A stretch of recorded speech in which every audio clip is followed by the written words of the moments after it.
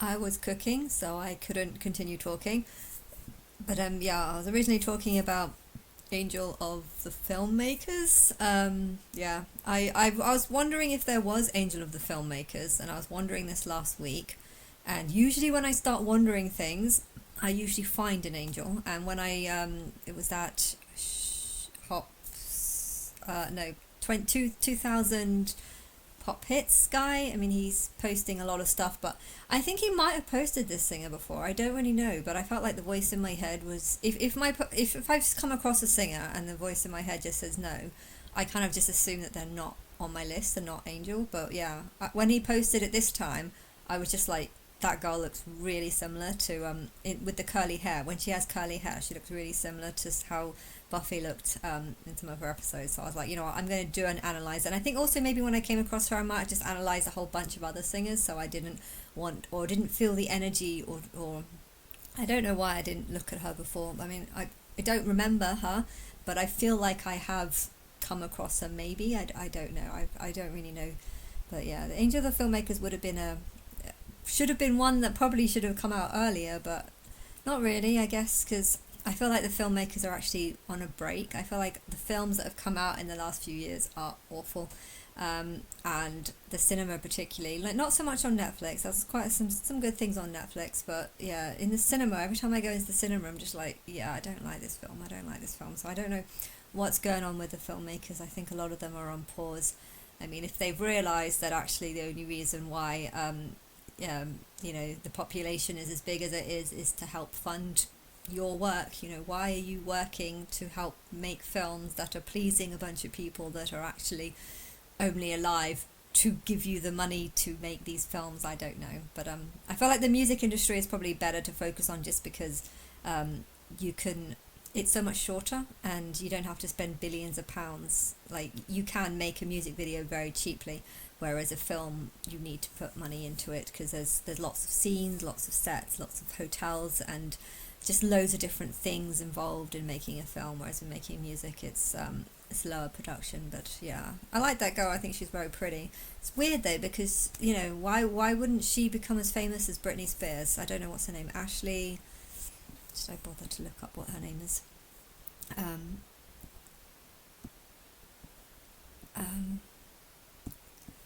Lost it. Oh, Ashley Taysand. Ty Dade. Oh, I've never heard this.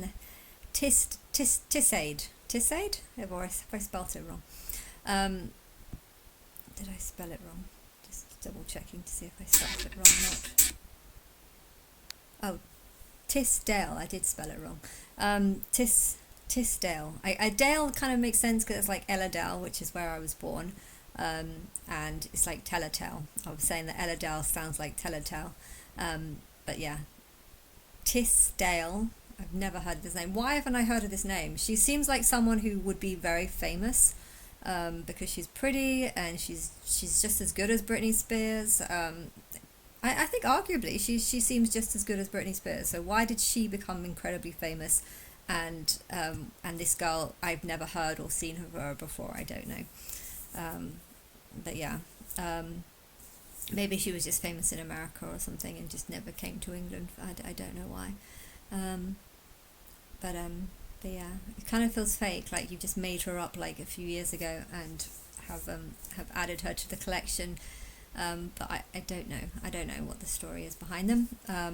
Going back to talking about my sister, I wanted to talk about something else first, because I don't want my sister watching this, because I know she's just going to complain and say that I shouldn't be talking about her life and stuff. But I think it's very wrong how she's just, you know, she's just got her son back. She should be very happy. She's got her bedroom, a nice bedroom for herself. She's got a flat downstairs that she is renting off. She's just renting it off to my mum, and she doesn't have to pay tax on it because my mum gave her a deposit, like a gift aid deposit, in return for nothing. But yeah, she is just going to give it to her. But she made this comment of, you know, oh, my mum's only giving me 1,000 a month, but I could probably get 1,500. So I'm thinking maybe in a year's time I give her back 1 year's of the money. So I'll give her back 12,000. 12,000. I think she gave 24,000. So she was thinking of giving my mum back 12,000, so that she can rent it off to someone else and make the full amount of money. I mean, isn't that just such a heartless thing to do and say? You know, my mum's so excited about this child. I mean, she's a bit batty and can't really be alone with this child for a very long time because she might get distracted, and there's two of them. So, and I don't think Sophie's partner is he's good at looking after kids, you know, and he's aware that Linda is not always that attentive like she might be, but she can go off, start reading things and just get completely distracted, and you know, she's not a good carer. You know, I don't think he'd even leave the children with me because he's seen how I'm a bit distracted too. Like, I am distracted, I've got loads of things in my head, and I just feel very detached from these two kids just because of the whole background of what the social services have put me through. But you know, I want to say something. I made a video about this when I was in her flat, but I wasn't sure if I should post it because I thought it was a bit intrusive of, you know, her partner told me not to make videos about her because her life shouldn't be sprawled out all over the internet. You know, that's how humans think. You know, they don't want their personal life spread out all over over. But he doesn't know that I'm God. He doesn't know that I'm Christ. He doesn't know that you know, my life is the way it is because I'm supposed to teach people things through the disasters in my life, and by talking about real life stories, you know, I can tell people, you know, a lot of people might just think, oh, they're just like me, we just don't know them. And I think if you actually found out about them, you know, how many people, if they've lost their child to social services for 2 years, lost their first one, haven't seen them like throughout the whole since they're born, hasn't seen the first child since 2000, so that's 4 years now, the child's 4, and then she loses her second child, which was born 2 years later. So that's been for 2 years. She's lost that child, almost lost this third child, but the father's really good. So he's managed to, you know, he's a really good father. He's gotten so much pester and so much, you know, the social services treat him like he's just as bad as Sophie just because he's dating her. And you know, they've got this mad person that's working on the case who's determined to put that child, his child, not just the other child, but his child and thing into.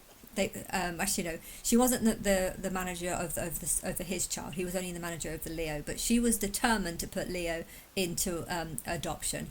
And it was, I don't know what, I haven't seen or spoken to her, but from what my mum and I don't want to call her Linda. From what Linda and Marco says, I hate calling her mum because that just sounds disgusting. The thought that batty bitch is my mum. No, Linda. That's Linda.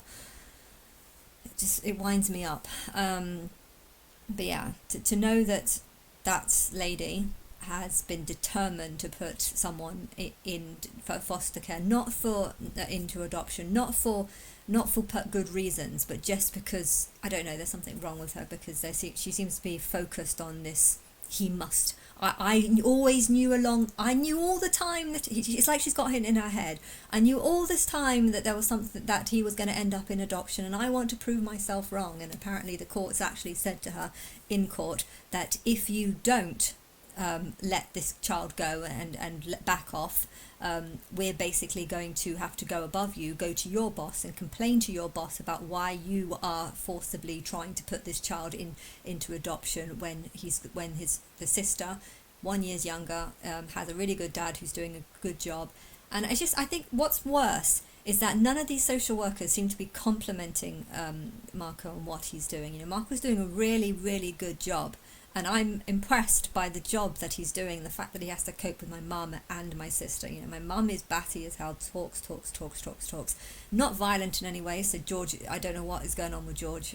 He's mentally ill too. But yeah, my mum is just talks, and it's just so annoying, repetitive, and it's all very stupid. You never learn anything from anything she says. You just feel frustrated as to why she's saying it most of the time, and he has to put up with that. And then he's got my sister who's, I don't know, seems okay, everything seems fine about her until she does something like, well, we've got a nice 2-bedroom flat, you know, and then what would you do? Oh, let's rent off the child's bedroom. I mean, isn't that such a selfish thing to do? You've just got a really nice apartment, you're going to start a nice family, you've just got your kid back after losing him for 2 years, and your first instinct is to sell it, to give the child off. I said, why are you doing that? And she said, oh, the child doesn't even want to sleep in there. You know, Alicia's only one, so she still needs to be in with us, because we can, you know, she's a baby, she might start choking in the middle of the night, and we Marco wants to be close. You know, I can understand that. Keep the 1-year-old in their room. But yeah, to have the second one in there, I mean, the second one's 2 years old, and okay, he probably did spend the first night not wanting to sleep in that room and wanted to move. You know, if you've got your sister, if you've just moved into, you know, she's been with the family for 2 months, but it was always in the 1 bedroom, and now they've got a 2 bedroom. You know, maybe he does want to spend a few nights in their bedroom and not his own bedroom. But I think in a month's time, or in 2 months' time, or in 3 months' time, he is going to start thinking, this is a bit squashed. You know, this room is not big. This room only contains the bed and then 2 cots that just about fit on the sides of the bed, and then there's a second bathroom as well. They've got an ensuite, which is quite nice. But it's just a shame. I think it's to rent it out for a year isn't too bad. Isn't too bad, because okay, she's got £130,000 mortgage, which is quite a lot, but this is only going to bring in 500 a month. You know, you're only going to make 6,000. Like, think about it realistically. You're only going to make £6,000, and you've just given up your child's bedroom for a whole year to make £6,000, and yet I'm happy to give you 7,500 for the 10% share of a property in Birmingham. You know, I could give you 17, so which is like I can give you 3 times what you're making. What the money you're going to make from losing your child's bedroom for the first year, for the next year, is going to be 3 times less than what I would willing to give you, and yet you're willing to do that, to lose a child's bedroom so that he sleeps with you. Okay, the whole family is going to kind of suffer because you're now back to a 1-bedroom flat. And okay, you do have the other bedroom flat, but my mum's junked it out. She's found a bunch of broken shelves and cupboards that she found in the street, and she's brought them in, and now the flat doesn't look quite as nice as it did. Let's just say that one of them doesn't even have well, I think she's going to fix it. There is some shelves, and I don't know, she has no sense of style. Finding free broken cupboards on the street and then bringing them in so that she can use them to store junk in. You know, this is more effective than getting rid of it and actually making the house look nice. You know, there's something wrong with her when she's a hoarder. She's a complete hoarder, mad. And yeah, so technically though, my sister can go down there, so they do have a second space, so it's not like it's just a 1-bedroom. But yeah, I would have thought that it wouldn't be worth losing £6,000 to lose your child's bedroom, and if you really did need that 6,000, surely it would have been better to take my offer to buy another 10% of the house. And okay, she's making 6% profit on the house that we're renting out, and the banks are charging 6% for her to rent out the money. So money wise, she's losing, because she's losing the 10% of the house that we're renting out, but she would be not having to spend 10% on interest in the bank. And so technically all she's losing is 10% of a house that might go up, might go down, you never know. But yeah, to think though that you would rather lose a child's bedroom than lose 10% of a house that you don't even visit and haven't even spent years in, you know, to me that just sounds stupid. Surely it'd be better to lose 10% of something you don't actually appreciate or see or join. Surely that would be more important than losing a child's bedroom. Or if you really needed the money, lose the 10% and lose the child's bedroom. It's this unlogical thinking that I don't understand. You know, her need to keep an extra 10% of a property that I could buy because that house might go up and she could make more money. You know, making more money seemed more efficient or a better thing to do than to value her child's bedroom, and the fact that in 3 months' time the child might be like, this room is too small for me, I don't want to be in this room, I want my own room. And then you've also got the other problems. You know, what happens if in a year's time the woman doesn't want to move out? You know, when I first asked Sophie how long it's going to be, you know, she actually said, I said, when do children need to be, you know, surely children need to be in their own room when they get to 2 or something. You're like, no, 3 or 4, you know, it could be 2 or 3 years. what? You're going to rent out the room for 2 or 3 years? I, I don't understand Sophie's logic. I don't. I'm happy for the woman, but at the same time, if she's getting if it's usually £1,000 to rent out somewhere and she's getting a property for 500, asking her to leave might also be another problem. I think Sophie said that it's just definitely going to be a year and nothing more, so it might be okay. And I don't know who she is. My sister does. She's supposed to be autistic though.